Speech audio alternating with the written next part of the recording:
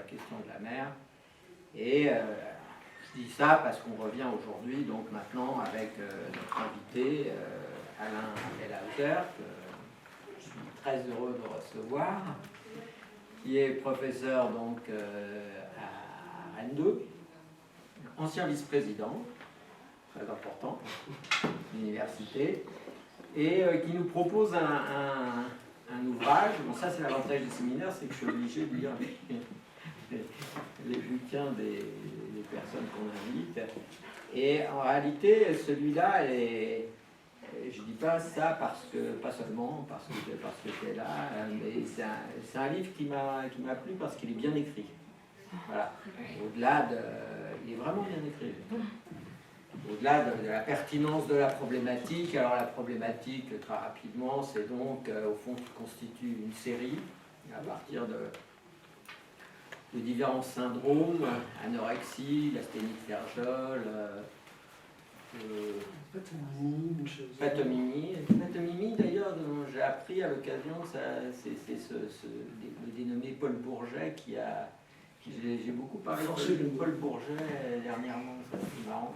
Un drôle de titre, ce Paul Bourget. Antisémite notoire, mais drôle de bonhomme. Bon, enfin, donc, voilà, patomimie, escarre et automutilation. Oui, et puis Munchausen, voilà. Voilà. Alors au fond, l'idée, c'est de prendre cette série, d'essayer de voir s'il y a une unité quelconque à cette série, et le cas échéant, si j'ai bien compris, d'essayer de rendre compte de cette unité, en répondant du même coup à la question, non pas que veut la femme, qu'est-ce qu'une femme, mais après tout, est-ce que la perversion au féminin ne serait pas un mode, enfin je ne sais pas d'ailleurs si toi tu vas jusque-là, un mode de faire exister la femme. Mais enfin, c'est surtout, si j'ai bien compris, le renversement, c'est une manière de rendre lisible la théorie de la perversion de Lacan, qui renverse au fond son écriture du fantasme, habituellement écrit avec son petit a. La perversion s'écrira à l'envers. Bon. On va discuter en particulier de ça, parce que moi, tout mon premier volume des mythologiques porte sur la construction du fantasme, justement. Alors effectivement, bon, tout ça est bien intéressant. Ça reprend ce grand travail de notre séminaire autour de la question féminine. On a fait vraiment beaucoup déjà, mais là de manière très, très particulière. Et donc je te laisse la parole immédiatement. Ensuite, on aura des échanges. Et voilà. Alors. Merci beaucoup.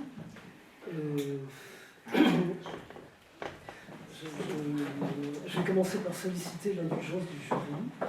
Je disais qu'on a fait 19 entretiens de sélection pour entrer en Master 1 aujourd'hui, plus 3 soutenances.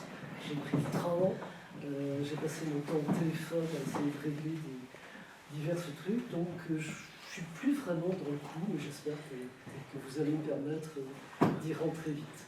Alors, un deuxième embarras, c'est que je voudrais vous présenter à peu près ce livre et puis tout ce qu'il y a autour.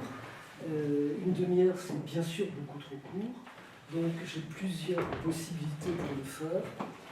L'une, c'est vraiment de rentrer dans la clinique. L'autre, c'est de reprendre aussi, par exemple, la question de la littérature. Marcos parlait de Paul Bourget, ce qui est tout à fait étonnant avec une partie de... Vous m'entendez pas bien? Ce qui est assez étonnant avec cette clinique, si je peux dire ça comme ça, avec cette clinique, c'est qu'elle permet aussi de retracer une histoire de la médecine sur un certain plan, c'est assez particulier, mais tout un pan de l'histoire de la médecine, tout un pan d'une histoire littéraire qui est fort peu connue et qu'on peut faire remonter au grec, à Socrate, aussi simplement que ça. Et ça passe par toute l'époque médiévale, ça passe par la Renaissance, le grand siècle, etc. Et il y a certainement un pic au XIXe siècle. Et c'est toute une partie de l'histoire de la littérature qui est très peu connue, et qui s'entrecroisent en permanence avec l'histoire de la médecine. C'est tout à fait intéressant. Et on est complètement, vous savez, dans cette pensée de Freud qui considère que le poète a toujours précédé l'homme de science, le médecin, etc. On est complètement là-dedans. C'est même d'ailleurs intéressant de voir que certains hématologues, sans connaître du tout Freud, ont pratiquement émis le même type de pensée. C'est une rencontre tout à fait fortuite, mais c'est intéressant. Donc je pourrais aussi choisir ce biais de la littérature pour en venir à mon propos précis. Je pourrais rentrer dans la théorie psychanalytique, je ne veux pas dire pure et dure, mais c'est un peu ça directement également. Je suis très embarrassé, alors je me dis que peut-être le plus simple, c'est de saupoudrer un petit peu, de passer d'une de ces approches à l'autre, et puis de vous laisser vous débrouiller avec le côté justement assez brouillon certainement de l'opération. Mais j'imagine aussi que l'intérêt, c'est vraiment de pouvoir discuter à partir de ce que je présente. Hein. C'est-à-dire que je ne vais pas beaucoup argumenter des idées un peu essentielles que je voudrais proposer, mais j'imagine que dans la discussion, justement, ce sera faisable.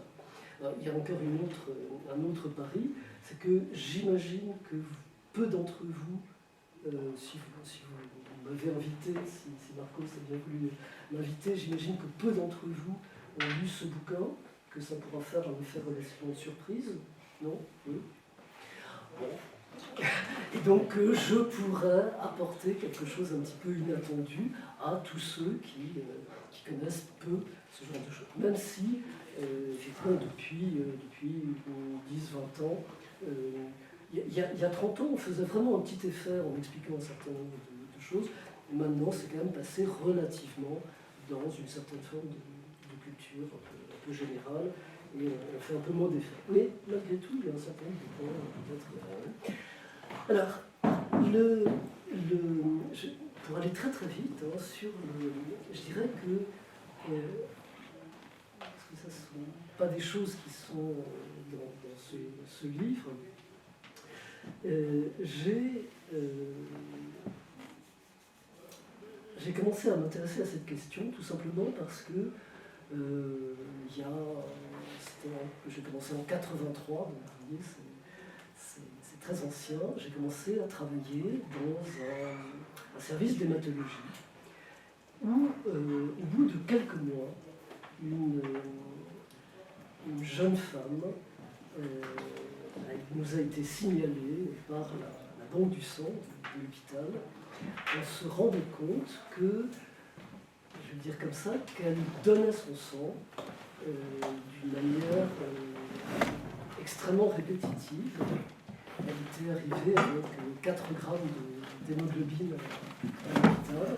On l'a fait transfuser et puis le directeur de la banque du sang s'était dit que c'était un petit peu bizarre tout ça. Il avait commencé un peu à regarder.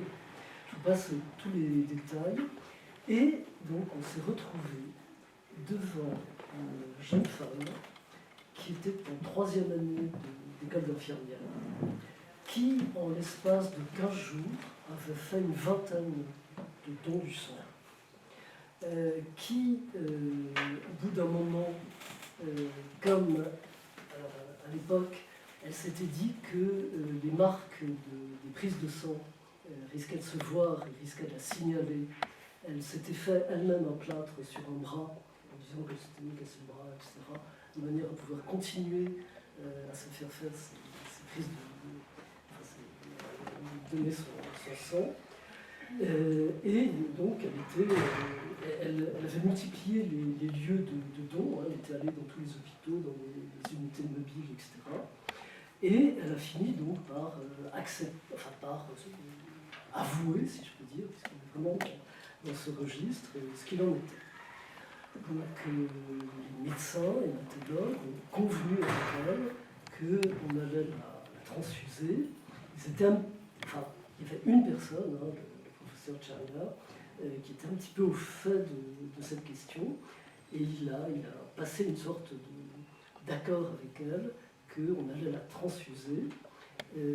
à une condition, c'est qu'elle accepte d'avoir un entretien, puis ça a été d'autres, avec un psy. Comme ça. Et ce qu'elle a accepté, et très très vite, il s'est avéré que chaque fois qu'on la transfusait, il y avait quelque chose qui était à la fois nécessaire pour elle et complètement insupportable. Et elle a arrêté très rapidement de donner son sang, parce qu'il y a une fonction quasiment d'apprentissage là, et très vite, elle a, je vais dire comme ça, elle a appris à se saigner, à se débrouiller par elle-même, elle n'avait plus besoin de l'autre, là, elle avait une sorte de court-circuit, et elle revenait à l'hôpital pour se faire transfuser.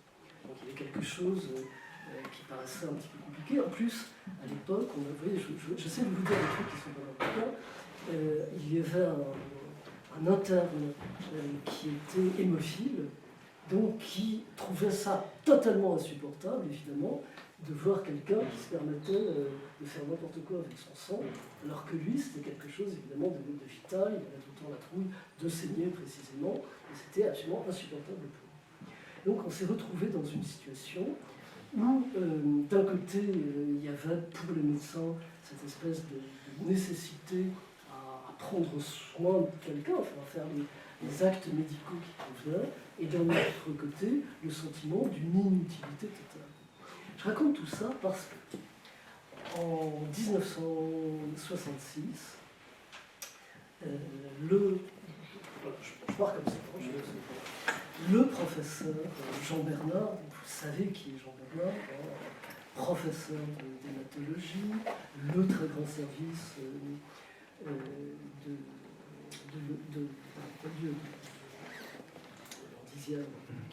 de Saint-Louis, dans lequel, par exemple, travaillait Jean Dosset, le prix Nobel de médecine, le service où on a guéri les premiers petits hémophiles, le service où on a guéri les premiers petits leucémiques, le service où on a fait les premières greffes de moelle, enfin, bon, vraiment un service énorme. Jean Bernard, membre de l'Académie des sciences, de l'Académie française, vraiment quelqu'un de très important, avait décidé de faire travailler quelqu'un, c'est pas inintéressant, sur la chlorose.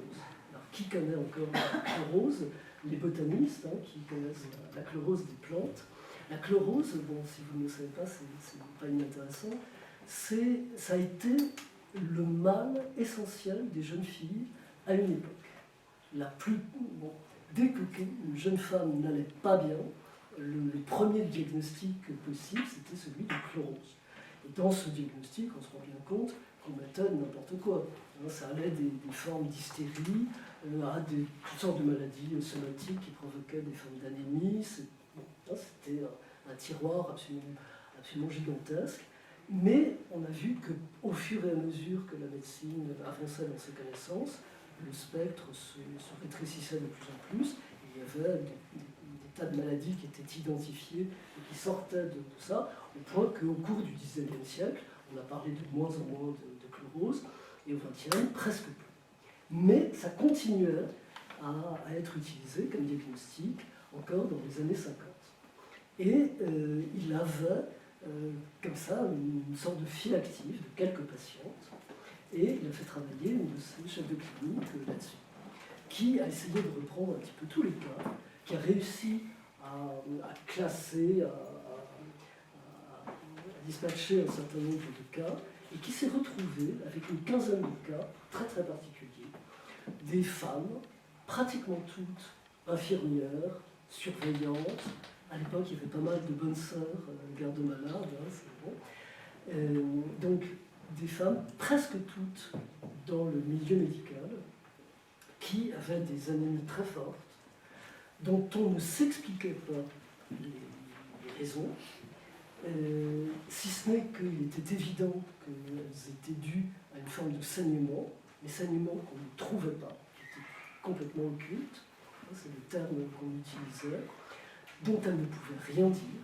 Et d'ailleurs, c'était une autre caractéristique, c'était des femmes qui, quand on les hospitalisait, généralement quand on hospitalise une infirmière, par exemple dans un service, elle échange avec ses collègues, dans une forme de copinage qui s'instaure, etc. C'était des femmes très, très froides, qui parlaient très très peu, qui avaient un caractère comme ça très énigmatique, qui se prêtaient absolument à tous les examens. Donc enfin, on essayait de corriger l'ennemi de toutes les manières. L'ennemi se corrigeait très provisoirement, puis reprenait d'autres mal.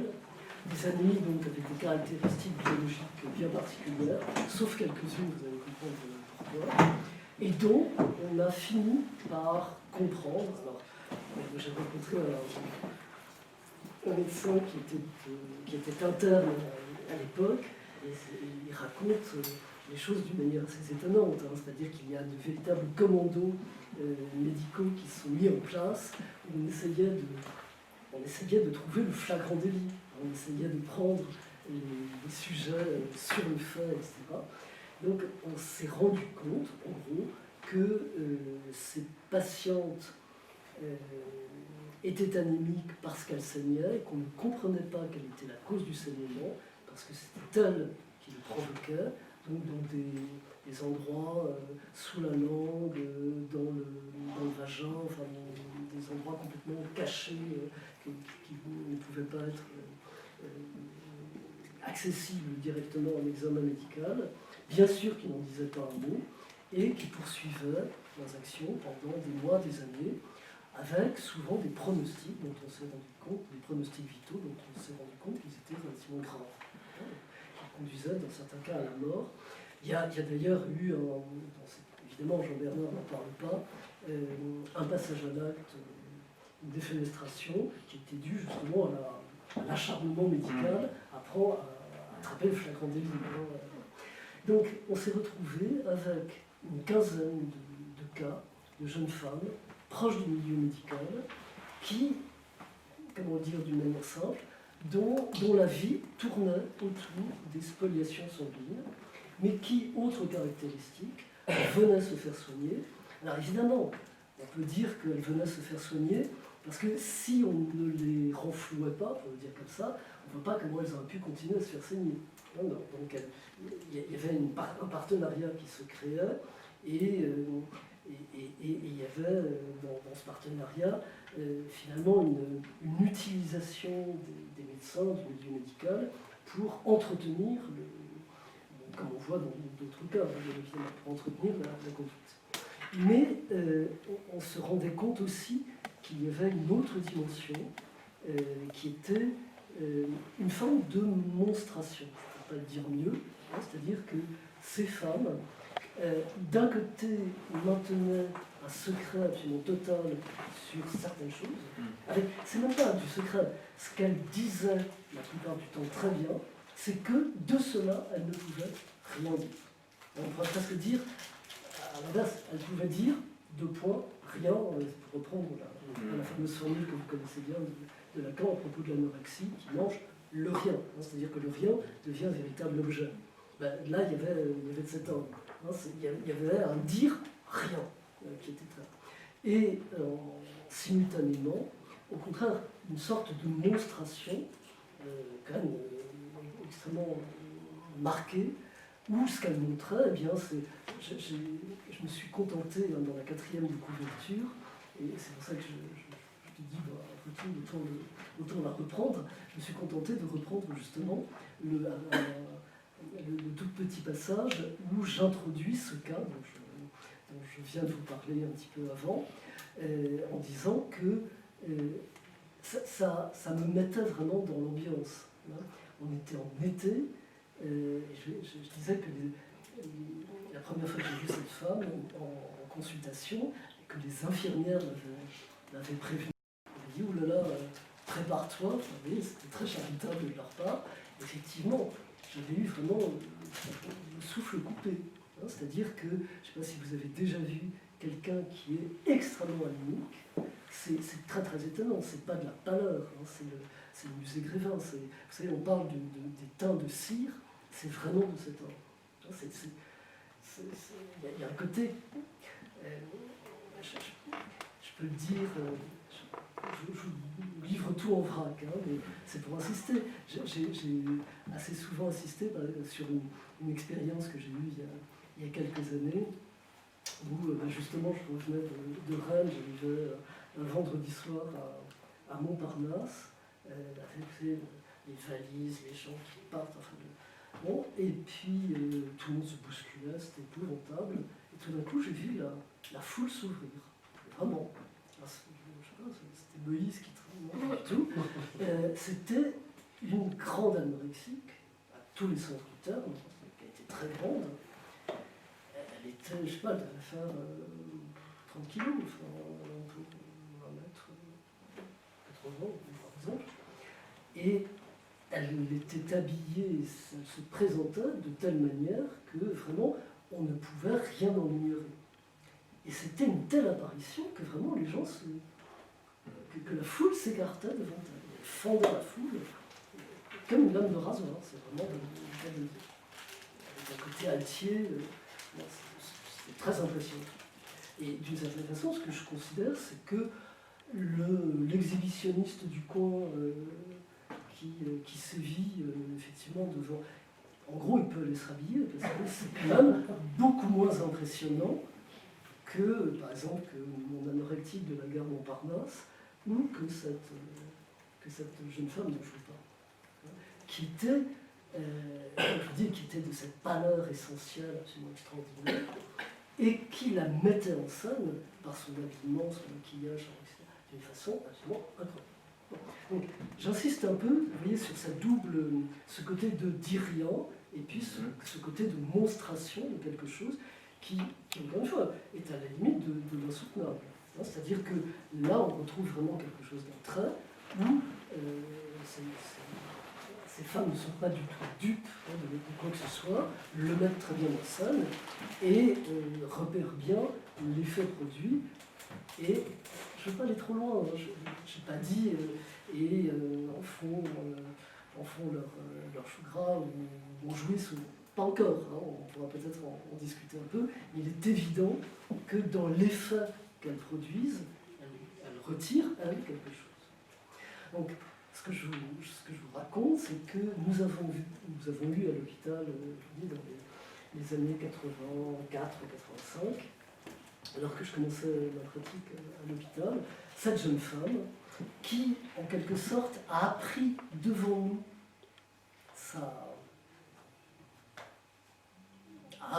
nous à se faire saigner. Oui, j'hésite à employer des termes trop précis pour l'instant. Et qui venait me voir. Et j'ai commencé à la suivre. Je ne sais pas si c'est d'un suivi dont il s'agit. J'ai commencé à la voir absolument régulièrement. La voir régulièrement, c'est difficile de dire autre chose, parce qu'elle me parlait extrêmement peu. Ce qu'elle mettait vraiment en scène, là, c'était aussi du silence. Mais elle venait régulièrement. Alors, évidemment, elle venait régulièrement parce que au début, c'était un peu un contrat, et puis elle venait au bout d'un moment régulièrement parce qu'il y avait quelque chose en jeu qui me paraissait extrêmement difficile de lui laisser. Avec elle, il s'est passé un certain nombre de choses. Je ne sais pas très bien quoi, je vais aller un peu vite, je ne sais pas forcément très bien quoi. En tout cas, ce qui s'est passé, c'est que j'ai acquis une sorte de familiarité avec cette clinique que rares sont ceux à avoir pu acquérir, parce que la plupart du temps, on voit des femmes qui sont déjà complètement installées dans leur conduite. Elles, on a presque appris, si je peux dire ensemble, dans un partenariat complètement bizarroïde, mais c'est bien un partenariat dont il s'agit, on a appris en quelque sorte chacun notre rôle, et d'une certaine manière, j'ai appris un certain nombre de choses. On a publié un petit peu le cas, il y a un bouquin qui est sorti à l'époque qui était les 365 nouvelles maladies, dans lequel j'ai fait un article là-dessus. Et puis, à partir de là, on a commencé à recevoir évidemment des cas. On s'est rendu compte que ces cas étaient finalement beaucoup moins rares qu'on le croyait. Et j'ai commencé à suivre un certain nombre de ces femmes. J'ai commencé à les suivre avec, là aussi je donne, c'est très décousu tout ce que je vous dis, mais et puis après tout, c'est ma manière de faire de la pub pour le bouquin, pour arriver à mettre tous les morceaux ensemble, et bien, vous savez ce qu'il vous reste à Je reviens en arrière. Donc, il m'a semblé que j'arrivais à organiser une forme de suivi. Ce qui est décrit dans la littérature, c'est que ces femmes donc, viennent se faire soigner, enfin se faire traiter à l'hôpital, et dès qu'on comprend de quoi il est question, elles disparaissent, on ne les revoit plus du tout. C'est toujours le cas. Là, j'ai réussi à en suivre un certain nombre, une petite dizaine, en n'exagérant rien, c'est quand même très, très confidentiel, avec quelque chose qui m'a paru un peu une constante, c'est que je vous ai dit que ces femmes, finalement, se prenaient une sorte de position d'énigme. C'était des énigmes vivantes. Il y avait quelque chose qui était très important pour elles, à l'évidence, c'est que, finalement, elles viennent à l'hôpital, elles se font suivre, tant qu'elles sont persuadées que les médecins, que les soignants ne savent pas ce qui se passe, et tant qu'ils luttent comme ils peuvent pour essayer de les soigner, les guérir, les soulager. Et je me suis rendu compte qu'on arrivait à organiser une forme de suivi à partir du moment où on arrivait à déplacer l'énigme, c'est-à-dire à leur laisser entendre qu'on n'était pas dupes, sans pour autant en dire davantage. C'est-à-dire que si l'énigme était du côté du savoir, c'est pas d'un thérapeute, hein, là je ne me prétendais pas thérapeute, on arrivait juste à faire bouger un petit peu certaines lignes de force. Je crois qu'on ne pouvait pas faire davantage. Mais si l'énigme était du côté du savoir de celui qui était le professionnel, disons ça comme ça, là, il y avait quelque chose qui pouvait commencer à s'instaurer. Ce qui m'a permis d'en suivre un certain nombre. À partir de là, pour aller très très vite, je suis beaucoup trop long. Non, c'est... Oui. Continue. Je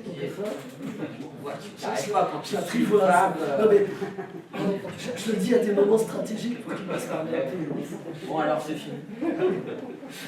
Donc, à partir de là, j'ai commencé un peu à reprendre toute une série d'autres pathologies qu'on voyait aussi à l'hôpital et qui rentrent effectivement dans ces différents registres qu'on appelle les pathomines, les Munchausen, etc. C'est-à-dire, pour le dire comme ça, dans l'immense majorité des cas, des femmes, en tout cas anatomiquement parlant, des femmes, qui présentaient des maladies, alors, deux choses l'une, ou bien, en gros c'est ça ce qu'on appelle des Munchausen, des maladies qu'elles n'avaient pas dans la réalité, mais dont elles invoquaient les signes, ou bien des maladies qu'elles présentaient réellement, mais qu'elles avaient induites elles-mêmes. Le cas, je présente un certain cas de ce genre, une femme par exemple qui s'était inoculée, une laborantine, qui s'était inoculée le virus du sida à une époque où il était létal. Je raconte, juste pour vous donner un peu la mesure de la chose, un des cas les plus spectaculaires, une femme. Je vous en dis un petit peu plus que ce qu'il y a dans le livre. Une dame qui était infirmière, qui travaillait donc dans le même hôpital que moi, et qui était devenue surveillante et qui s'occupait de l'ensemble des consultations, qui était quelqu'un vraiment de génial, très très bien, etc., qui avait des tas d'activités, qui s'occupait des courses de régate entre les hôpitaux parisiens, qui s'occupait de tout ça. Et elle était extraordinaire. Par exemple, elle avait un frère qui était vétérinaire en Bretagne, et elle s'était mise en tête qu'il fallait que je le suive. J'avais dit que non, c'était pas possible, et je ne sais pas comment ça s'est passé, parce que jamais ça m'arrive. 2 mois après, je suivais son frère régulièrement. Alors que c'est... Non, elle était absolument extraordinaire. C'était quelqu'un d'extrêmement apprécié par tout le monde. Et un jour, patatras, on apprend qu'elle a un cancer. Donc, chimio, elle est suivie à Curie, l'horreur. Chimio, elle perd ses cheveux, enfin, grand truc. Et puis au bout de quelques mois, elle revient en mi-temps thérapeutique, et puis elle reprend son boulot, et puis bof, rechute, et puis une histoire assez banale, très triste, qui dure presque 7 ans. Et au bout de 7 ans, son mari et elle partent en vacances en Bretagne, une maison en Bretagne. Elle tombe dans le coma. Le médecin du village vient. Bon, il était au courant de ce qui se passait. Il dit non, c'est pas raisonnable. Il faut que. Bon, elle est en stade terminal. Il faut la faire hospitaliser pour ces derniers jours. On la laisse pas comme ça. Donc le mari appelle une ambulance. On la charge de l'ambulance, on la ramène à Paris. C'était un samedi, 5 heures de route. Ils arrivent à Curie, samedi soir, aux urgences. Ils veulent la faire hospitaliser et impossible de trouver son dossier. Donc le mari s'énerve, bref. Et puis au bout d'un moment, l'interne des urgences dit non, il nous faut le dossier pour savoir exactement quel traitement elle a, etc., etc. Le mari s'énerve, l'ambulance était toujours là, il fait recharger sa femme dans l'ambulance et il s'en va à l'hôpital où il travaillait, où il connaît tout le monde. Bon, on va simplifier les choses. On arrive à l'hôpital, on la monte directement en réa, et puis il se trouve que la surveillante générale était là, c'était une copine de la dame en question, qu'elle connaissait bien le mari. Elle lui dit bon écoute, on va aller chez toi, je vais regarder dans les papiers, je vais bien trouver les traitements, les trucs, etc. Donc elle part, elle commence à fouiller les papiers, puis elle trouve des trucs, elle se dit oups, qu'est-ce qui se passe? Ils reviennent à l'hôpital, elle va voir le chef de clinique, je voudrais te voir. Il dit bah oui, moi aussi je voudrais te voir. Qui commence, le chef de clinique avait retiré, elle avait un porte-à-4, hein, vous savez, les poches qu'on met avec un cathéter qui part. J'ai fait un voyage en train. Et puis il y a une rupture de cathéter dans l'autre sens. Bon. Un cathéter qui part directement.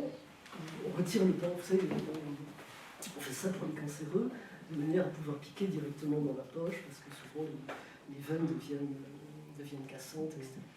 Donc on retire le pansement pour utiliser le porte-à-4, et on se rend compte qu'il n'y a pas de cathéter, c'est un faux porte-à-4. Et la surveillante trouve des papiers, et bon, à partir de là, elle n'a jamais eu de cancer, elle n'a jamais été traitée, elle n'a jamais été traitée à l'endroit en question. C'était une dame tellement gentille. Quand elle revenait à l'hôpital, quelqu'un de si courageux, tous les médecins lui faisaient des renouvellements d'ordonnances, etc. Le médecin du travail, alors lui, ça c'était génial, parce que c'était une peau de vache, on l'a plus vu pendant 1 an. Bon, le directeur de l'hôpital, pas trop non plus, parce qu'évidemment ça partait dans tous les sens. Et la première chose qu'il a fallu faire, c'est l'hospitaliser ailleurs, parce que évidemment là c'était le zoo, enfin, tout le monde défilait pour voir ce qui se passait. On a compris qu'en 6 ans et quelques, elle avait mangé pour plus, à l'époque c'était en francs, pour plus de 150 000 francs de laxatifs. On a chargé un interne de faire le calcul. Elle se nourrissait de laxatifs. Bon. Au début, elle se rasait le crâne, etc. Au bout d'un moment, elle avait les ongles qui tombaient, elle était dans un tel état de dénutrition qu'elle n'avait plus besoin de mettre quoi que ce soit en place. Donc elle est tombée dans le coma tout simplement parce qu'elle était dans une telle cachexie que voilà. Elle a perdu un rein dans l'histoire, enfin, les conséquences étaient lourdes. Elle était dans le coma, on a réussi à la sortir du coma, et moi j'étais quand même très inquiet de savoir ce qui allait se passer à sa sortie du coma, quand elle allait se rendre compte qu'on était au courant de... Et je ne vous mens pas, quand elle est sortie du coma, elle a très vite compris ce qui se passait. et elle était passionnée. Et alors, qu'est-ce que vous en pensez? C'est-à-dire que c'était vraiment la même chose, hein, l'exhibitionniste qui vous fait ça. C'est de la petite bière par rapport à ça. Elle était absolument passionnée par l'effet, l'impact qu'elle pouvait avoir.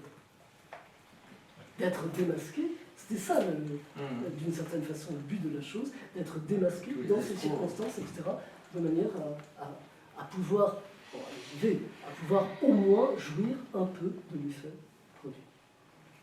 Donc ça, c'est effectivement ce qui relève soit des patronymes, soit des Munchausen. Alors moi, ce que je propose, c'est de considérer que ce n'est pas tout à fait quand même la même clinique, que ce qu'on appelle les Munchausen, hein, c'est plutôt des gens, effectivement, qui se servent de leur verbe pour faire croire qu'ils sont malades alors qu'ils ne le sont pas, et que ce qu'on appelle classiquement les pathonymes, ce sont des gens qui interviennent sur leur corps de manière à produire l'effet qu'ils font avec eux.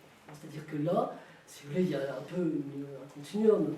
Hein, il y a d'une certaine manière un peu tout ce qu'on peut appeler des automutilations, etc. D'un autre côté, tout ce qui est du registre de la mythomanie. Et puis les gens se situent avec ces fameuses lasthénies Ferjol, je crois qu'ils sont vraiment dans une sorte d'équilibrage. Alors je vais vous dire encore, parce qu'évidemment, je vais vous dire un mot sur ce fameux diagnostic. C'est-à-dire que toutes ces pathologies que je vous présente donc, ont été décrites depuis plus d'un siècle.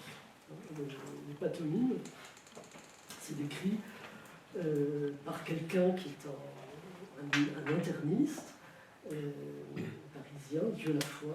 Il s'appelle Dieu la foi. Il n'y a pas de détermination du patronyme, mais quand même. Et c'est vraiment, c'est extraordinaire. C'est donc un interniste qui suit un patient qui présente des escarres au bras. Des escarres qui se gangrènent au point que Dieu la foi est réduit à amputer le patient de tout son bras. Et puis les escarres continuent sur les jambes, un peu sur l'autre bras, au point qu'il se dit, il n'a pas d'autre solution, il entend pas mal, il lui propose de l'amputer de l'autre bras. Le patient était parfaitement d'accord pour qu'on ampute le premier bras, en revanche il refuse vigoureusement qu'on l'ampute le second. Puis alors, il y a toute la discussion sur le diagnostic, etc., je vous la fais courte, et finalement, on retrouve tout le temps le même scénario. Dieu la foi finit par se rendre compte que ces escarres, qui n'arrivent pas à comprendre l'origine au départ, sont provoquées par le patient qui s'applique des tampons à ce qu'on appelle la pâte de Vienne. Ce n'est pas une pâte freudienne, c'est de la soude caustique, en gros, un peu diluée, et il fait ça et il se provoque donc ces escarres lui-même. Et c'est la raison pour laquelle il ne veut absolument pas qu'on ampute du deuxième bras, c'est qu'après, comment est-ce qu'il allait faire, hein, il fait son bras pour pouvoir un petit peu. Donc, Dieu la foi arrive au terme vraiment d'une. C'est une enquête policière hein, à poser ce diagnostic. C'est vraiment extraordinaire parce qu'il convoque le patient en présence d'un de ses chefs de clinique et du directeur de la société dans laquelle travaille le patient. Et il lui dit, voilà, on sait que vous provoquez vos escarres vous-même. Et le patient est génial. Il dit, mais attendez, moi je vous fais confiance, depuis toujours. Vous n'avez pas réussi à me sauver de mon bras. Je le regrette, mais c'est pas pour autant que j'ai cessé de vous faire confiance. Vous êtes un bon médecin, je vous fais confiance. Alors ça me fait quand même beaucoup de peine que, en retour de ma confiance, vous ne m'en fassiez pas davantage. Vous osez penser, mais serais-je assez fou pour me faire une chose pareille? Et c'est extraordinaire, parce que Dieu la foi dit qu'il vacille, il se dit, bah oui, et il tente un dernier effort. Il lui dit, mais c'est pas pour rien que j'emploie ça, là je reprends les termes de Dieu la foi. Il dit au patient, écoutez, jusqu'à présent vous étiez un malade. Là maintenant, on vous propose de revenir dans le monde des hommes. Profitez-en, c'est l'occasion ou jamais. Et il dit, le patient craque, et il avoue tout, et nous lui serrons la main, la seule qui lui reste, et on a, c'est le texte, hein, et on a en plus une photo, un pain de glace, avec le bras amputé, c'est vraiment l'horreur la plus totale. C'est génial. Ben, ce qu'il faut voir, c'est que dans tous les articles depuis un siècle portent là-dessus. Je dis que ce soit les patronymes, 1906, que ce soit les Munchausen, 1951, que ce soit les... Donc là, c'était Nietzsche-Ferjol, on dira un mot, 1966, que ce soit ensuite les Munchausen par procuration, etc. On retrouve dans tous les articles, tout le temps, le même dispositif, le même scénario, c'est-à-dire qu'il y a vraiment une énigme, c'est présenté comme des romans policiers, des petites nouvelles policières plutôt, une énigme, le mot de la fin, il y a la solution de l'énigme, et puis une sorte de cascade, et malgré tout, l'énigme s'est déplacée, elle se retrouve quelque part, et elle est livrée au lecteur, et d'une certaine manière, on interroge. C'est-à-dire qu'il y a toujours un jeu un peu d'ouverture-fermeture, avec un effet dont on attend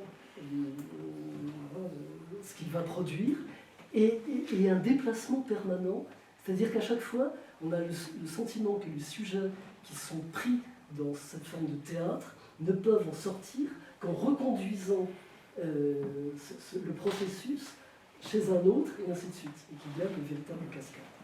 Alors, pourquoi l'asthénie de Ferjol? Eh bien, Jean Bernard, donc, en 66, quand il isole sa quinzaine de femmes, il y aura après d'autres articles, il y en aura plus, a une seule préoccupation, et on a la même chez Dieu la foi, avec les patronymes, chez Asher, puisque c'est le médecin anglais qui décrit les Munchausen en Allemagne. C'est pas tellement de comprendre le pourquoi de la chose. D'ailleurs, la plupart ne sont pas, ils sont hématos, internistes, chirurgiens, etc. C'est pas ce qui les préoccupe. Ce qui les préoccupe, c'est de mettre un mot sur, d'une certaine façon, ce qui n'en a pas. Il faut nommer, il faut baptiser. Alors, Jean Bernard, je vous ai dit, qui est Académie française, etc., se souvient, il raconte, je ne sais plus dans quel bouquin, que c'est lors d'un voyage en avion, que longtemps avant, il avait lu, bon, comme je suis vraiment trop long, je vais terminer là-dessus. Voilà, une histoire sans nom. Il avait lu, alors c'est un tout petit peu une nouvelle donc, de Barbet de Révilly. Barbet de Révilly, j'insiste un tout petit peu, écrit 6 nouvelles qu'il intitule Les Diaboliques, qui sont, pour le dire comme ça, des portraits de femmes, tout à fait étonnants. Moi, j'aurais tendance à le présenter comme ça, des femmes qui ne cèdent pas, non pas sur leur désir, qui ne cèdent pas sur la jouissance qu'elles côtoient. Des femmes qui tiennent le coup face à la jouissance. Je ne sais pas si certains d'entre vous ont des souvenirs. Il y a des choses. Il y a de très belles nouvelles dans ce sens. Je pourrais vous en parler un peu plus. Donc, il écrit ces diaboliques, ces portraits de femmes qui vont au bout d'une certaine forme de jouissance. Et puis, il a un projet, dit-il, qui est d'écrire l'envers, qui seront les célestes. Il écrit une première nouvelle, assez bizarre, et puis finalement, donc, il abandonne son projet, en bon misogyne, il le dit très bien, il n'y aura pas de céleste, je n'ai pas trouvé de bleu assez pur. Mais en attendant, il lui reste une nouvelle, dont il dit elle n'est ni diabolique, ni céleste. Qu'est-elle? Il ne sait pas trop. Alors, comme il ne sait pas, il l'appelle Une histoire sans nom.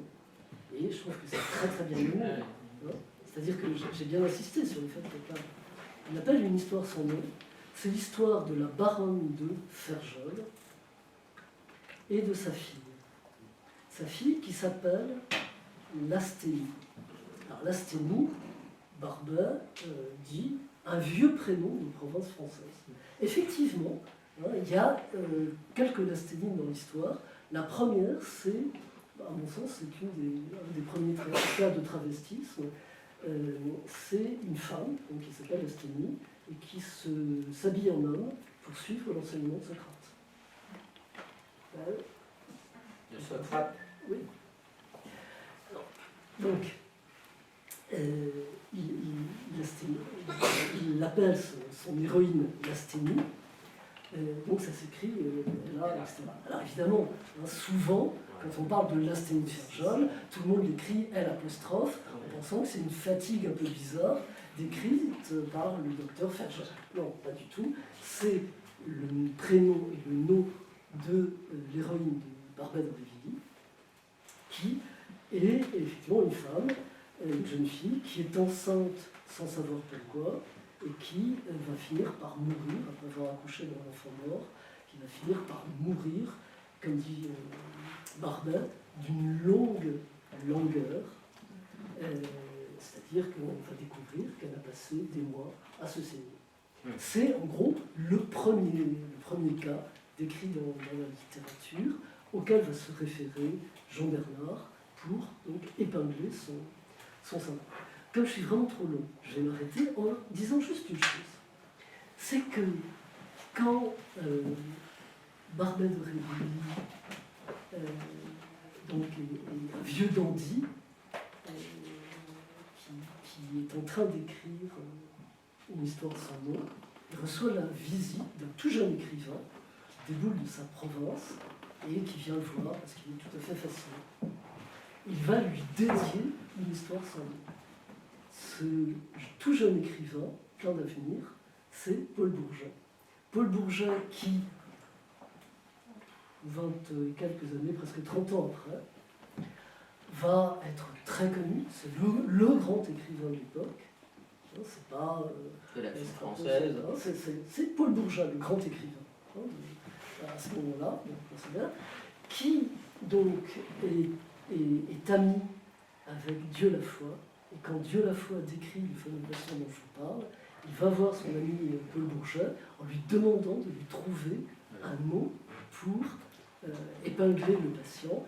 Et c'est Paul Bourget qui va effectivement lui proposer le terme de pathonyme, sans du tout se rappeler qu'on lui a dédié une histoire sans nom, et sans du tout faire de correspondance entre les deux syndromes, d'une certaine façon, puisque ça va devenir deux syndromes. Bien sûr, hein, c'est vraiment un tout petit aperçu. J'ai pas abordé ce qui me paraît le plus important. C'est Bungard. Et je vais essayer de le faire ensuite. Oui, parce que d'abord, je voulais rappeler que le dernier séminaire était consacré à la grève de moelle. Donc on était. Voilà. C'était Topal-Rabat. Bon, bref, ça pour dire que la grande cohérence du séminaire. Oui, bon, bref, à part ça. Alors, la question, elle est justement en termes de cohérence. Au fond, le projet, là, si je l'entends bien, c'est de trouver un trait d'identification, d'identité entre toutes ces pathologies qui sont quand même très différentes. Et ce que tu signales, au fond, comme trait, si j'ai bien compris, c'est presque un trait romanesque. C'est un point... c'est-à-dire que ce qui rend d'ailleurs la clinique et l'exposé attachant, c'est ce côté romanesque. On voit bien qu'il n'en finit pas. Donc il y a une suite, toujours. Donc, mais il y a un dénouement qui est le moment, l'aveu. Le moment de l'aveu, qui ressemble au fond, qui ressemble quand même. Alors on pourrait mettre les escrocs. Il y a quelque chose de l'escroquerie là-dedans qui, à la médecine, naturellement, qui irait pas. Alors, évidemment, je dis ça pourquoi? Parce que là, on a affaire à une espèce de... Enfin, ton ouvrage signale dans son titre comme si c'était des syndromes, on dirait aujourd'hui, genrés. Ça revient aux femmes. Ce genre de truc. Et évidemment, derrière, il y a la pompe, la ficelle qui est, bon, bah voilà, enfin, j'ai mis la main, on a mis la main sur quelque chose qui n'est pas tout à fait une hystérie, parce que ça, bon, évidemment, ça se présente comme des hystéries. Mais, au fond, pas tout à fait. Pourquoi? Parce que le sujet qui s'exhibe, et qui ne se donne pas, évidemment, là, finit par s'exhiber du côté de l'objet, de l'objet art, on va dire. Hein, c'est-à-dire d'un point où il va créer de l'angoisse dans l'autre.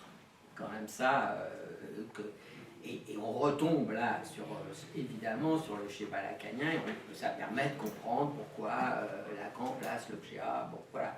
Donc, alors là, je schématise un peu pour essayer de rejoindre d'autres problématiques qui sont, je sais que dans l'Assemblée, il y a différentes personnes qui travaillent sur ces questions. Donc, on a bien des alors, bon, cette femme que tu suis là avec beaucoup de goût, c'est vraiment suivez la femme, et puis on va voir où ça nous mène. Alors, ça nous mène à une sorte au fond, de première érection phallique, quand même. Voilà. Alors, donc, c'est ces femmes anorexiques, donc cette grande anorexique là, que tu nous mets en scène, bon, comme, bon, on peut dire, de manière assez grossière, au fond, qui ressemble beaucoup à une incarnation phallique, hein, qui est plutôt d'allure hystérique. Bon, même si ça crée toujours un peu de trouble dans le landerneau, dans les gens qui descendent du train, mais... Il y a le côté cadavre. Oui, c'est ça, oui, tout anorexique. Tout anorexique. Alors, ça voudrait dire que si on te suivait là-dessus, il faudrait classer toutes les anorexiques, les anorexies confirmées, ah oui. du côté de la perversion. Je pense qu'il faut faire attention parce que d'abord, il y a des anorexiques qui sont psychotiques. Oui. Voilà. Donc, moi, ma balayette en général dans ce type de truc, c'est de dire l'anorexie n'existe pas, 3 petits points dans le champ freudien. Parce qu'il y a de tout. Il y a des névrosés, il y a des psychotiques, et il y a des hystériques en masse.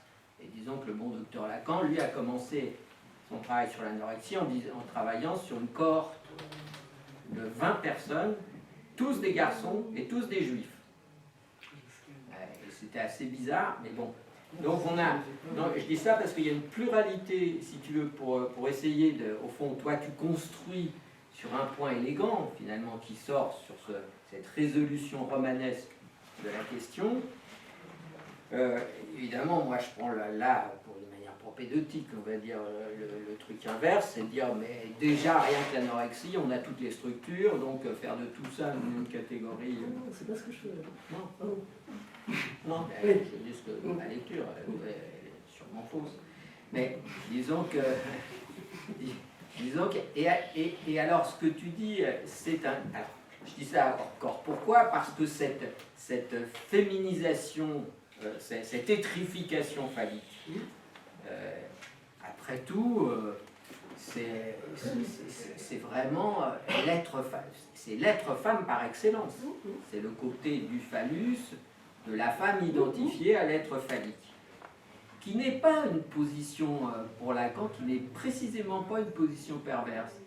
Il considère, Lacan, que, ici on est plus habitué, moi je mets beaucoup l'accent sur la disjonction entre la mère et la femme, il fait plutôt de celle qui a des avoirs, c'est-à-dire des mômes, c'est-à-dire des mères, pour moi, la perversion féminine, c'est la maternité. Ah oui, donc c'est pas l'anorexie qu'on a en pleine aménorrhée, du coup. Non, oui, bah non, c'est pas ce que je dis. Ah bon, d'accord. Pour moi, de ce point de vue-là, que ce soit dans l'anorexie, que ce soit, alors, justement, chez les Munchausen, chez les pathologies, etc., ouais, on trouve des hystériques, on trouve des psychotiques à évidence, et d'ailleurs, il y en a pas mal, bien sûr. Il y a quelque chose, justement, du délestage de l'objet. Non. La question de la perversion, ouais, moi, c'est dans un certain mécanisme du rapport à l'autre. De rapport à l'autre. d'une manière extrêmement précise, en tout cas, voilà, et de surcroît, qui se distingue totalement de la perversion, au sens où c'est pas du chiquet. Si on prend la perversion du côté du chiquet, du côté du théâtre, du côté de... Quand Lacan dit c'est pas sérieux, le pervers n'est pas sérieux. Moi je le prends comme ça. Mais oui. Ouais, moi c'était pas comme ça. C'était plutôt... Non, parce que la position de Lacan, c'est dire, au fond, ce que cherche le pervers, c'est l'angoisse de Dieu. Oui. Donc c'est-à-dire que l'angoisse de castration... Non, mais il se débrouille. Parce que moi j'ai aussi pas mal travaillé dans tes services. Et alors de l'autre côté garçon, c'est pour ça que j'étais en train de penser à ça, et je travaillais avec des toxicos. Donc, et on voyait très bien cette position masochiste qu'on retrouve par certains aspects ici, dans ta clinique à toi. Par exemple, ce type qui se laisse couper un bras, je veux dire, c'est vraiment...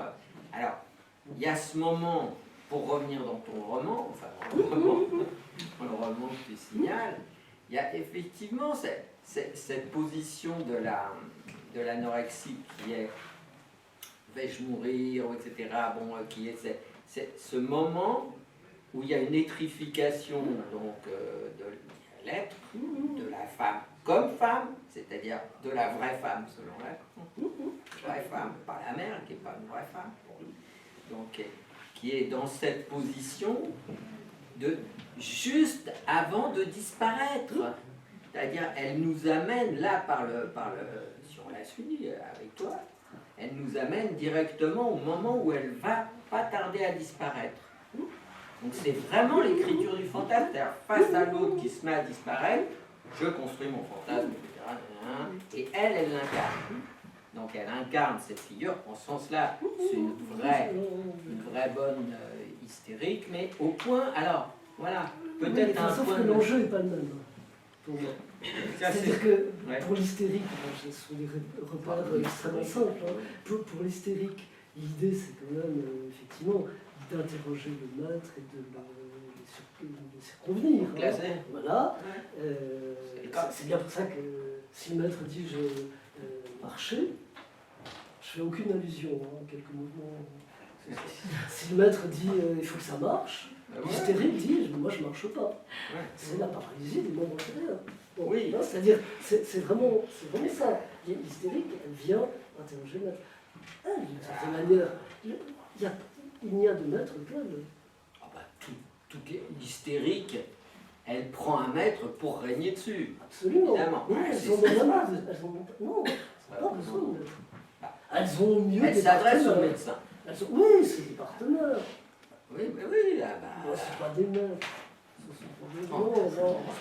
Jean-Bernard, c'était quand même un des maîtres de l'hématologie. Non, mais bien sûr, mais toi, parce que tu es une hystérique, mais je veux dire, évidemment. En général, on dit plutôt autre chose. Oui, parce que c'est bien, mais parce que tu as été entouré de mauvais cliniciens. Mais là, on voit bien que c'est ça l'enjeu, c'est quand même avoir la peau de Jean-Bernard, avoir la peau de voilà, tous ces abrutis de médecins. Continue, même sans Jean-Bernard, finalement, elles s'en foutent un peu. Mais tu dis, écoute, non, parce que tu dis que ce sont des filles, des jeunes femmes, des femmes qui sont, on ne sait plus quoi dire maintenant, parce qu'on a toujours peur de faire tantôt, dès qu'on parle des femmes. Et enfin bref, donc ce sont des femmes du milieu médical, toutes les lasthénies de Kerjold sont des infirmières, comme exactement côté garçon, beaucoup de médecins sont les toxicos. Dans l'histoire de la consommation des drogues, c'est les médecins. Bon. Donc on a affaire à un détournement à chaque fois. Mais, alors le détournement de médecins, là on parle assez facilement, de perversité, encore que ce soit pas un bon terme, non. Bon. De toute façon, moi je considère que perversion c'est pas un bon terme non plus. Enfin bon, bref, puisqu'on l'a sur le dos, autant le garder. Enfin, moi j'ai écrit la préface à l'Antérieur Laura sur l'histoire des perversions, parce que c'est un type vraiment brillant, qui avait repris toute l'histoire de ce terme. Bon, bref, Enfin, on pourrait peut-être... maintenant, moi, je te proposerais, si tu veux, voilà, à la fois de garder ce point de romanesque que tu signales, bien sûr, et en même temps, d'engager ça dans une pluralité structurale. Parce que, si tu veux, alors, il y a, comme côté toxico, tu as 30% de psychotiques. Bon, là, ça va à peu près dans les mêmes zones. Et puis, tu as un gros lot d'hystériques là-dedans qui se prennent peut-être pour des lasthénies de Ferjol, je ne sais pas, on ne sait jamais. Mais, tu vois, c'est-à-dire que c'est la question, donc je dis tout ça pour en venir à cette question simplement du moment qui est peut-être un moment masochiste, hein, ce que moi j'ai appelé la peinture de la halte à un moment donné, c'est-à-dire on ne sait pas très bien, c'est-à-dire avant que l'autre là il soit, on lui coupe les cheveux à Jason et on l'aveugle, et bien à ce moment-là évidemment il y a toute une peinture est écrite, c'est-à-dire tout un roman est constitué à ce moment-là, c'est le roman du fantasme. Et le masochiste est un spécialiste du fantasme. Il est toujours en suspension, on ne sait pas s'il va tomber, s'il ne va pas tomber. Enfin, c'est ce moment très particulier où Séverin, enfin tout ce truc, moi j'ai pas mal étudié la Vénus et la Flore, tout ça, j'étais passionné par ces trucs-là. Donc on voit, et j'ai eu un patient comme ça, où le type... un jeune homme, enfin, bon, qui publiait dans l'IB des appels à faire des rencontres, etc. Bon, le type, là, avec son copain, enfin, avec le type qui avait répondu, et j'avais appelé Sébastien, et il était, donc il se laissait faire, etc. Et puis tout d'un coup, clac, il se retournait, il cassait un verre et il faisait partir le type. Ça, c'est le seul cas de moment pervers, je dirais, plutôt que de perversion. C'est plutôt un truc entre la phobie et la perversion, c'est compliqué. Mais c'est un moment pervers qui illustre pour moi, qui a toujours illustré ce moment où effectivement le sujet de la perversion chez Lacan cherche l'angoisse de l'autre. Il vise l'angoisse de l'autre. Ce qui n'est pas tout à fait pareil que l'hystérie. Effectivement, le roman hystérique qui se dénoue, en général, bon, pas avec une grosse angoisse, encore, je ne sais pas, après tout, bon, voilà. Donc ça, pour aller sur ce point essentiel de la question centrale, qui est, y a-t-il ou non, d'abord, est-ce que la perversion existe, à part la perversion du papa Freud, bon, qui est quand même un peu modeste, enfin, peut difficilement continuer à dire que les homosexuels sont des pervers. Alors oui, dans le champ freudien, il y a cette idée que ce sont et que la jeune homosexuelle est une perverse, par exemple. Ça, c'était l'idée de Freud. Elle avait le phallus de la mère sous sa jupe. Donc, parce qu'il va bien falloir réintroduire la question du phallus dans tout ça. C'est pour ça que je la mettais du côté de l'étrification phallique de la femme comme telle, à ce moment-là, franchement, je vois pas très bien. Bon, et que je préférais prendre le truc comme toi, d'ailleurs, probablement, du côté de la perversion féminine. La femme, de la mère, comme fétichiste, chez Lacan, c'est clair. Je trouve que ça éclaircit bien les choses. Pour ne pas... Tu vois, donc voilà, c'est toutes mes questions sur cette idée de la perversion au féminin que tu écris, en présentant un roman extrêmement varié, extrêmement fin, c'est-à-dire, et très bien écrit. Non mais ça, je vais le redire parce que ceux qui peuvent le lire n'ont qu'à le lire, parce que c'est rare d'avoir quelque chose de bien écrit dans notre champ. Mais donc j'aurai ces réserves, bon, que je te dis là. Je pense qu'après il faut... Oui, après on fait partir, c'est là dans la salle. Je vais dire des choses d'une simplicité dont je tiens à m'excuser à l'avance. Voilà. Et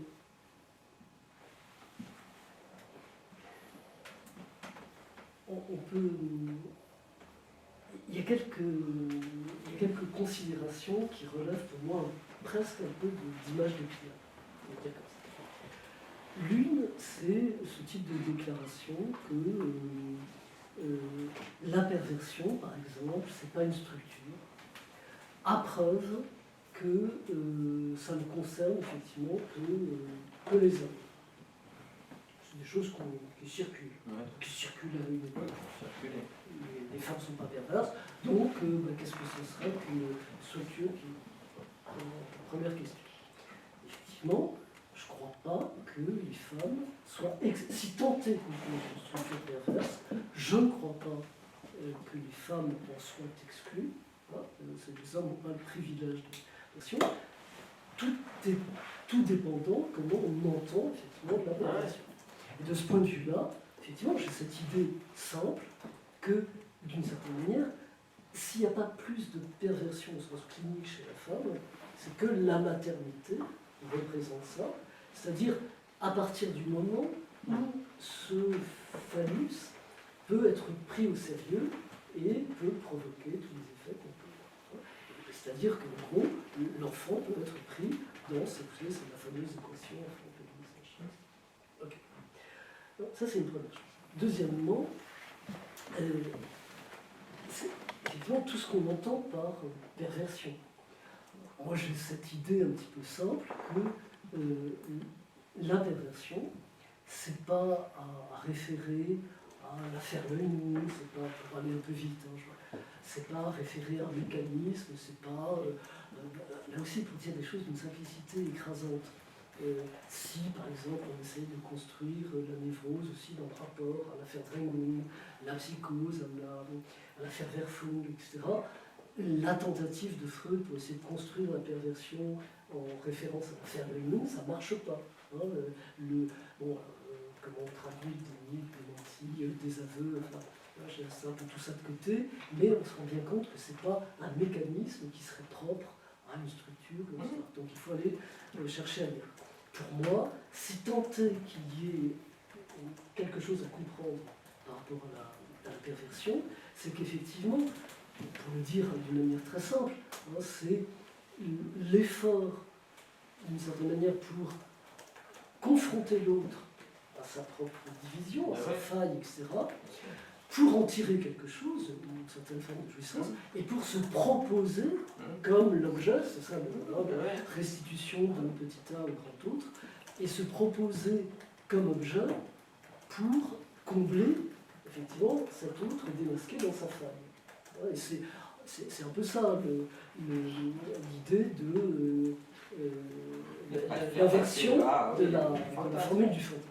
Donc, pour dire les choses d'une manière très très simple, pour moi, la perversion, c'est pas une question de sexe, ça, à tous les sens du terme. Ça a un rapport au phallus, mais encore faut-il comprendre ce qu'il en est. Encore faut-il distinguer le phallus de l'objet, etc. Et comprendre que ce dont il s'agit, c'est plutôt une position par rapport à l'autre et du démasquage, encore une fois, de la faille de l'autre. Et qu'à partir de là, on se rend compte qu'il y a soit, pour moi, ce qu'on appelle la perversion commune quasiment, qui est souvent d'ailleurs plutôt masculine, et qui consiste à essayer d'entretenir ce petit guignol, qui consiste à démasquer la faille de l'autre pour se prétendre pouvoir le combler, et puis au bout d'un moment laisser tomber. Ton patient avec son verre, ouais, moi j'ai un très bel exemple. Enfin, je ne suis pas dans la surenchère, mais je la trouve tellement jolie cette histoire. Un patient homosexuel qui tout d'un coup découvre l'amour avec un homme, qui lui demande une allégeance totale. Alors avec des scénarios, vous savez, les insensibles sont priés de les écouter, avec des scénarios, il doit aller dans un café au Luxembourg, rédiger des lettres, je vous dis, où lui livre son âme, etc. Il doit aller dans les toilettes, se masturber, sceller avec son sperme les lettres, etc. Enfin, bon, il y a tout un scénario extraordinaire, donc il fait tout ça, et puis il a une dimension un peu obsessionnelle, hein, un peu procrastinant. Alors il fait tout ce qu'il faut, puis au moment de mettre la lettre à la poste, il se dit, bah, puisque j'ai tout fait, à quoi bon la poster? Mais je ne la poste pas. Alors l'autre, le maître potentiel, il attend la lettre, à l'époque, c'est poste au restaurant, tout un truc, et à chaque fois, il ne reçoit pas les lettres, alors il n'est pas content du tout, et il lui inflige des sévices terribles, mais assez souvent, il lui intime l'ordre de faire telle ou telle chose, et en particulier de s'enfoncer dans le derrière des légumes absolument monstrueux, des concombres géants, enfin bon, voilà, des trucs pas possibles. Et puis à un moment, il commence quand même à vaciller, moi je suis un petit peu inquiet, ça déconne, bon, puis on arrive un peu à bloquer les choses, etc. Et puis à un moment, je vais faire remarquer quand même que, bien sûr, classiquement, il est devenu tout à fait le maître du maître qui vient, c'est-à-dire qu'il le fait marcher vraiment par le bout du nez. Bon. Puis je lui demande à ce propos où est-ce qu'il en est. Puis il dit non, je finis, je n'ai plus de contact avec lui. Ah bon? Eh bien oui, les amours potagères, je trouvais ça lassant. Ce que je trouve quand même, c'est joli quand même, les amours potagères. Quand je vous parlais du concombre géant, donc voilà, je reviens à ce que... Il y a d'une part cette idée que, effectivement, la femme n'est pas perverse, enfin, il n'y a pas de perversion du côté féminin. Ça, si, mais c'est... Si. La deuxième chose, c'était... Mais je suis d'accord. La deuxième chose, c'était toute cette question de la perversion, comment on la définit, etc., par rapport à quoi. Et à partir de là, il y a quelques pathologies qui présentent une logique qui m'intéresse. C'est la logique de ces pathologies. Voilà. Et non pas le fait que, bien sûr, on trouve des histoires. C'est le moment romanesque. C'est ce moment-là, sauf que, et alors ça c'est l'autre intérêt, c'est que ce moment, il y a quand même quelque chose. C'est que le flirt avec la mort, il est quand même beaucoup plus présent. Et dans pas mal de cas, il y a cette dimension d'entrer avec qui intervient. C'est-à-dire que là où le pervers commun, encore une fois, c'est du théâtre, c'est du grand guignol, là, dans un certain nombre de cas, ça n'est plus. Il y a quelque chose de... En gros, ce que je veux dire, c'est que, bien sûr, elles en passent par un moment de perversion. C'est ça. Ça n'est qu'un moment. Très bien, d'accord, je suis d'accord. Bon, donc on peut passer la parole à la salle.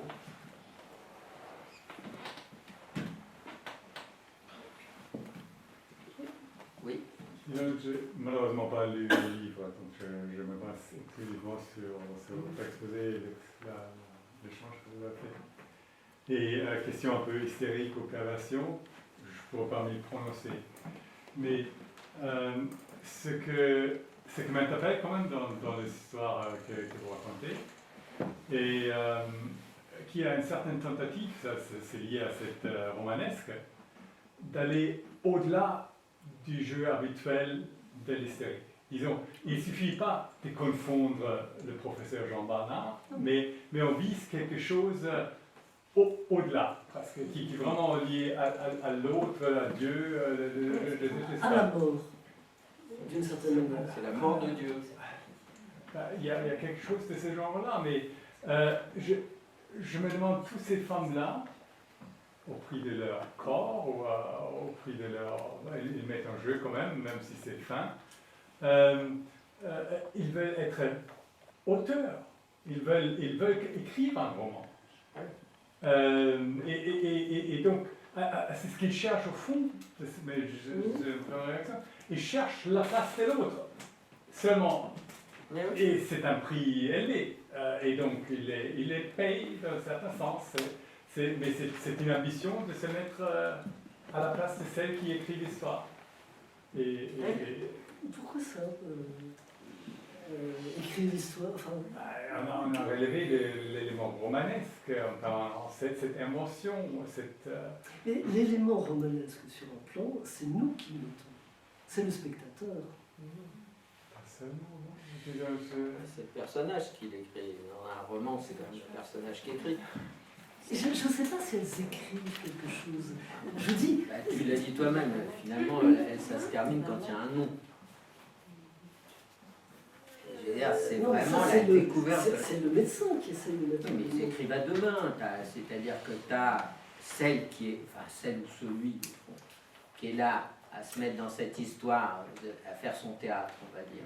Et puis, finalement, le médecin dit, bon, bah, j'ai trouvé un nom, alors moi, comme je suis un peu con, j'appelle un littéraire, il y a Bourget qui arrive, parce que lui, il est toujours habitué à donner des noms à tout. Et donc, il dit, Patonimi, il dit, Lastémine Ferchol, parce qu'il a sa femme folle, et qu'il est habitué, voilà, à avoir s'occuper de tout ça.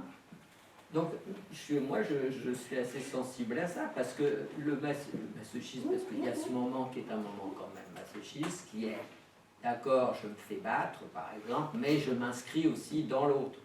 Donc, c'est pour ça que, si tu veux, je suis assez d'accord avec toi pour prendre cette question du moment pervers, qui est un moment non seulement de déréliction, mais aussi de enfin se faire écrire, s'inscrire dans l'autre. Voilà, je crois que je trouve que c'est pas mal vu ça. Je suis quand même intéressé par ce que vous dites, c'est-à-dire en quoi est-ce qu'elles écrivent l'histoire. Vous voyez, ça me paraît... Parce que, par exemple, classiquement, on les démasque, elles disparaissent.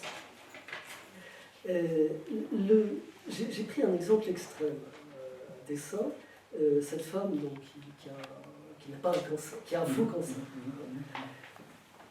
Je ne vais pas tout raconter, bien sûr, mais il y a ce moment, là je crois qu'on est d'accord, ce moment comme ça où il y a un tombé de masque, et ce moment, il ne faut pas qu'elle le rate. Ça, là, elles sont passionnées, elles sont extrêmement intéressantes. Mais l'instant d'après, ça ne les intéresse pas, vous voyez, de construire quelque chose à partir de là. C'est le même moment ça que je suis un peu... du monsieur qui a un bras, il a perdu, là, il risque de perdre le deuxième, il faut bien réfléchir.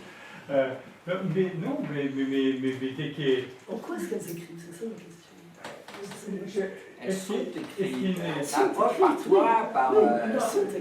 Je trouve votre rôle, celui de Jean Bernard, plutôt comme témoin. Ils vous prennent en témoin. Ils ont... à peine, en plus. À peine. Oui, mais... un peu. C'est la... Est-ce que le récit tient? Et donc... Là, on le teste. Vous savez, moi j'ai l'expérience même de patients, de patientes qui se retrouvent, par exemple, dans justement un cas qui est écrit, parce qu'ils posent une telle question. Pas une expérience forcément directe, où vraiment ils brûlent justement d'intervenir dans ce qui s'est écrit. Alors que ces patientes, elles sont foutes éperdues. Oui, mais enfin, reste que c'est écrit. Je veux dire, tout ça, c'est une écriture, que ce soit la tienne qui vient là, rajouter un bouquin dans la grande bibliothèque qui existe là-dessus. Donc c'est vrai, je veux dire, à la fin des fins, il y a une écriture de leur cas. Et en plus, on voit bien que ça passionne. Voilà. Donc elles finissent, le sujet finit par être écrit dans l'autre. Voilà, elles participent à la grande bibliothèque et peuvent laisser leur nom. C'est déjà pas mal. Alors, pourquoi est-ce qu'elles disent rien? Pour te faire parler. D'accord. Pour te faire écrire. Si elles racontaient elles-mêmes, elles raconteraient leurs petits trucs et tout. Ils ont quand même un récit, le récit de leur maladie, imaginaire ou pas imaginaire, mais fin. Il y a une chose. Et alors là, c'est un peu différent, parce que justement, Marcos parlait des imposteurs ou des escrocs. Là, justement, je pense qu'on peut aussi faire une certaine confiance aux auteurs qui décrivent les produits. C'est pas pour rien que, justement, chez les Munchausen, on insiste bien, il y a le côté Tartarin de Tarascon, il y a le côté mythomane, etc. Ouais. Il va chercher le personnage de Munchausen, c'est-à-dire un baron qui a fait quelques années de campagne, qui s'est retiré et qui va tous les jours à l'auberge pour raconter ses trucs. Et alors, ça aussi c'est très intéressant, parce que c'est un type qui s'appelle Resp, qui est un vrai escroc. Il arrive, il a été nommé chef du cabinet des monnaies de je ne sais plus qui, d'un roi de Prusse quelconque, et il a passé une après-midi dans le peut-être dans l'auberge où Munchausen raconte ses histoires. Il se rend en Angleterre et il écrit les extraordinaires aventures du baron Munchausen, sans demander quoi que ce soit à Munchausen. Et à partir de là, on a une série d'escroqueries en cascade. Le Rasp en question, il va acheter des mines, il va saler et les revendre, etc. Et dans toute l'Europe, on commence à reprendre le texte de Munchausen en l'attribuant à quelqu'un d'autre. En France, c'est, je ne sais plus comment il s'appelle, qui écrit, il a repris le texte de Munchausen, mais simplement il l'attribue à un baron gascon qui s'appelle Monsieur de Crac. Et c'est de là que vient raconter des cracks. C'est pas de... Pas fumer du crack. Bon. Là, je suis d'accord. Là, on a des séries, mais vraiment, effectivement. Mais justement, ces escrocs, il y a une dimension qu'ils n'ont pas. Vous voyez, ça me paraît intéressant de les prendre en regard, parce que justement, il leur manque une certaine dimension. Je ne dis pas qu'elles ne sont pas un peu... Alors, je ne sais pas si vous avez déjà remarqué qu'il n'y a pas de féminin pour imposteur ou escroc. Oui, il y a beaucoup. Avec l'écriture inclusive, maintenant, on va t'en trouver. Oui, Une impostrice, une escroquette. Mais là, on est dans le... Et tu disais, alors tu as évoqué ça seulement, mais tu parlais je crois, du transvestisme. La relation entre le premier et l'asthénie, je crois. La première asthénie et la question du travestisme. On ne sait pas plus ça. Ah oui, c'est ça. Parce que ça peut être la mère. C'est la mère de toutes les... Non, mais ça serait intéressant de savoir si effectivement la mère de toutes les asthénies est une travestie. Qui serait un début de lignée socialement très intéressant. Vous êtes tous témoins que c'est lui qui me convainc. J'en rajoute, parce que... Il faut bien que tu fasses cracher quelque chose. Dans l'histoire de l'asthénie, elle est enceinte sans savoir pourquoi. En fait, il y a un amalgame entre un certain nombre d'histoires. La chute de l'histoire, on apprendra que c'est un moine, et c'est... il y a un rapport direct avec le moine de Lewis. Donc, on apprend que c'est un moine qui l'a violée alors qu'elle a fait une crise de somnambulisme. Ça renvoie à l'histoire de la littérature. Ça nous renvoie assez directement. Certains d'entre vous connaissent le roman. C'est un très beau roman de von Kleist, La Marquise d'O. Cette femme, enceinte, ça sera pourquoi aussi. La Marquise d'O a une origine. C'est une dame complètement inconnue, mais elle est toujours très lisible, qui s'appelle Madame de Gomez, qui a écrit une œuvre incroyable. Balzac lui aussi va vraiment se rhabiller, il dépasse nettement le XVIIIe siècle, et qui raconte une histoire qui semble un peu la matrice, à la fois de la Marquise d'O, de l'histoire de la Ferjoise, qui est une histoire tout à fait intéressante. C'est un jeune homme breton qui tue son cousin dans un duel, et on lui dit, ça vaut la peine que je la raconte, cette histoire, et on lui dit, tu vas avoir des ennuis, planque-toi. Donc il décide de se déguiser en moine, et il part de Rennes, il va jusqu'à Laval à pied, en voyageant de nuit, sous son capuchon noir. Puis il est en train de marcher, du coup il y a un paysan qui arrive et qui lui dit mon père, mon frère, venez vite, je suis tout seul au château, là, un peu plus haut, ma maîtresse était très malade, ils sont tous partis chercher du secours, des médecins, ils m'ont laissé tout seul pour la veiller, et elle est morte, et ça. Alors lui, il est sous son capuchon de moine, il doit jouer son rôle, donc il suit le paysan, et il se retrouve avec cette femme morte. Et le paysan se tire. Et il est devant la morte, il ne sait pas quoi faire, il s'ennuie, il la viole. Bon, tant qu'à faire. Puis après, il se dit, ah merde, et puis il s'en va. Et puis il arrive dans son couvent, etc. Évidemment, le truc romanesque, c'est qu'elle n'était pas morte, elle se réveille, et tout le monde est content, et elle est enceinte. Ça c'est une matrice. Et à partir de là, on en arrive tout simplement à Cervantes. Je ne sais plus comment s'appelle sa nouvelle, qui raconte à peu près la même chose. Et ça renvoie à un personnage qui est quand même central, qui est celui de la fausse morte. Qu'on trouve partout, y compris dans La Belle au bois dormant. Vous connaissez la version expurgée du conte. Mais si vous prenez la version italienne, la première version de Basile, on voit que ce qui réveille La Belle au bois dormant, c'est que le beau prince en question, comme elle est morte, qui ne sait pas très bien ce qu'il en est, il la viole, tant qu'à faire. Bon, sauf que ça la réveille. Et après, ça a des conséquences.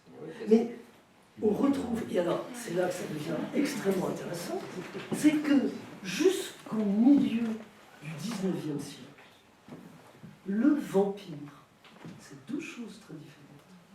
C'est le mort vivant qui vient hanter les morts, mais c'est aussi le vivant qui a un commerce avec les morts. Et il se passe deux choses décisives au milieu du XIXe siècle.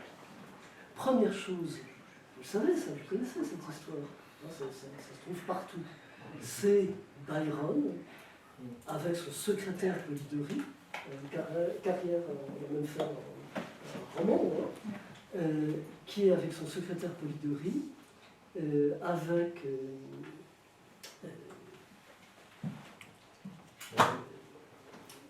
sa maîtresse, j'ai oublié son nom, qui les reçoit, et son ami Chalat et la femme de Chalat. Ils s'ennuient et ils décident, parce qu'il pleut tout le temps et qu'il n'y a pas de télévision, ils décident de faire un concours de nouvelles. On ne sait pas ce qu'écrit Chalat, on sait que Marie Chalat écrit le début de ce qui va devenir Frankenstein, et que Byron, il écrit, c'est ça qui est intéressant, il écrit une nouvelle qui s'appelle La Vampire. La Vampire. Puis il trouve que c'est pas bon. Donc il ne reste pas. Polidori est le secrétaire de Byron. C'est un médecin qui n'a jamais exercé, qui a écrit une thèse sur le somnambulisme des rêves, et qui a écrit une pièce de théâtre qui s'appelle L'Oedipe moderne. Pas rien quand même. Hein, bon. Polidori déteste Byron. Il reprend la nouvelle de Byron, il la modifie un peu. En quoi est-ce qu'il la modifie? La vampire devient le vampire et lui donne les traits de Byron, c'est-à-dire d'un dandy. Un type qui est habillé en noir, avec, qui parle. Vous trouvez les descriptions chez Dumas, chez Stendhal, partout. Enfin oui, bon, hein. Il donne aux traits du vampire les traits de Byron. Il donne au vampire les traits de Byron. Voilà. Et il publie la nouvelle, toujours l'escroquerie, sous le nom Byron. Bon, qui au bout d'un an en a marre, parce qu'il trouve qu'elle est vraiment dégueulasse, elle est nulle, voilà. Et il finit par dire non, ça va pas, et finalement elle va être le bon. Donc, ça c'est quoi? C'est l'entrée du vampire en littérature. Ça va sous les traits du dandy, et ça va donner Dracula, etc. Et d'un autre côté, il se passe quelque chose qui n'est pas inintéressant. Un sergent de la garde nationale, à Paris, qui va déterrer les jeunes mortes, qui les viole, à Montmartre et à Montparnasse. On essaye de l'attraper par tous les moyens, on n'y arrive pas. Au bout d'un an et demi, on finit par lui mettre la main dessus. Il s'appelle Bertrand, hein, c'est connu, c'est le cas du sergent Bertrand. Il y a un procès, il va écoper d'un an de travaux forcés. Et dans les suites du procès, on va inventer le terme de nécrophilie. C'est-à-dire qu'au XIXe siècle, ce qui va se passer, c'est que le personnage du vampire se scinde en deux. Mais c'est toujours la question de la mort et du sang qui est en jeu, et encore une fois, de la fausse ou vraie morte. Mais avec Et c'est ça qui est central. avec les toxicos, c'est la même chose. C'est-à-dire que les toxicos, enfin moi j'étais hyper surpris quand il m'expliquait qu'il prenait, il s'envoyait une dose, et il faisait de la tirette d'abord. Il retirait le sang, il voyait le sang, il fallait ça, et après, hop, on rebalance le truc. Et j'étais tout jeune analyste. Et donc, il y a ce goût du sang. Voilà, c'est pour ça que je crois que c'est certains, pas tous, mais certains héroïnomanes en particulier, en tous les cas de l'époque où je les ai connus, étaient les frères des filles à la lasthénie. Ah, c'est une idée. En latin, il y a deux noms pour le sang. Le sanguis, c'est le nom des vaisseaux, et cruor, c'est le sang qui sort de la blessure. Ah ouais. Donc on voit bien le cas de nécroté. Ah ouais, c'est ça. Ah Je ouais. crois que la Port-Royal, là, chez les jansénistes, la saignée, c'était une pratique courante. Sans doute pour d'autres raisons, pour des raisons d'identification. C'était aussi, enfin, médicalement parlant, c'était Ah non, une non, purification. Non, oui, Oui. mais là chez Fallait que ça saigne. les jansénistes, c'était presque obligatoire, je crois. L'exhibition du sang. Alors, d'autres questions Ce qui pose d'ailleurs une sacrée. Pour moi, une question qui est toujours actuelle, c'est qu'on a des lasthénie qui, effectivement, se prélèvent du sang. Mais est-ce qu'il y en a encore? Parce que, parce que c'est quand même. On en a une, par exemple, de la cohorte de Jean-Marc Nord, qui a une anémie complètement aberrante. Il se rend compte que l'anémie est aberrante parce qu'elle prend du sang, elle le laisse coaguler en partie, perdre ses propriétés, et elle se le réinjecte.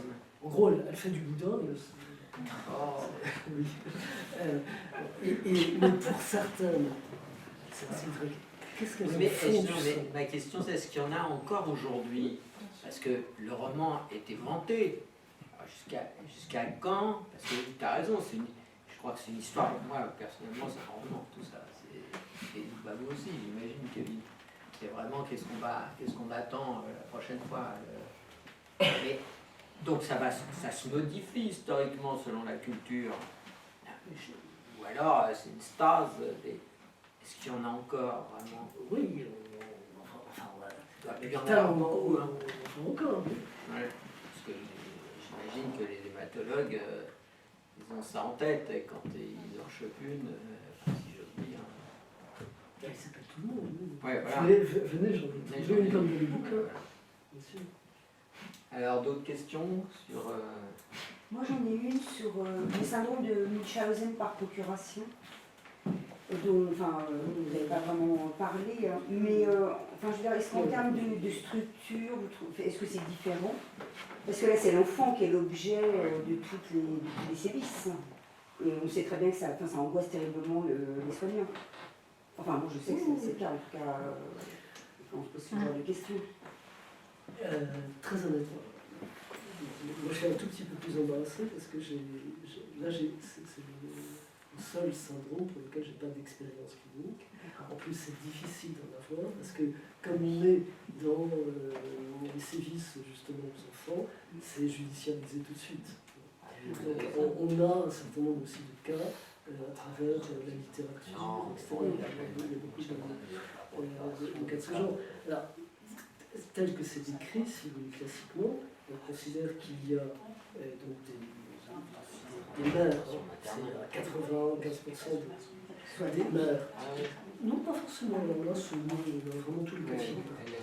Vous savez, le côté soignant, c'est aussi beaucoup, comment dire, une facilitation. Il y a la dimension un peu d'apprentissage, des choses comme ça. Donc, on sait qu'il y a un certain nombre c'est à 95% des femmes, des mères.